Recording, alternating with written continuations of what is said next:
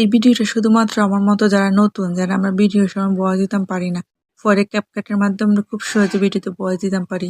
প্রথমে আমি ক্যাপকাটটা ওপেন করে লাইছি, তারপর নিউ ভিডিও সিলেক্ট করছি, অ্যালবামও আইছি। তারপর এখান থেকে আমি যেকোনো একটা ভিডিও সিলেক্ট করবো, যে আমি এই ভিডিওটা সিলেক্ট করছি। তারপর আমি অ্যাডে টাচ করবো,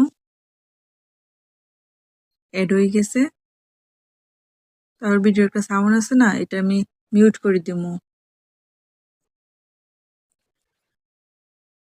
তারপরে যে অডিও আছে, ওটির মধ্যে আমি টাচ করছি যে রেকর্ড, রেকর্ডে টাচ করিয়া আমার ভিডিওর মধ্যে আমি যা ভয়েস দিতাম চাই, আমি সব ভয়েস দিলে দিতাম পারবো। ভয়েস যতটুকু পর্যন্ত আমার ভিডিও থাকবো আমি অতটুকু পর্যন্ত ভয়েস দিব।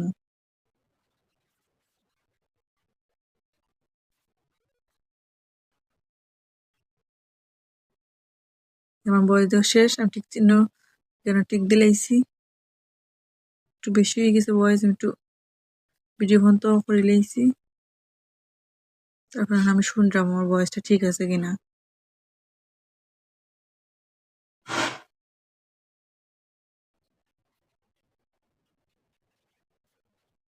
আমার ভয়েসটা ঠিক আছে।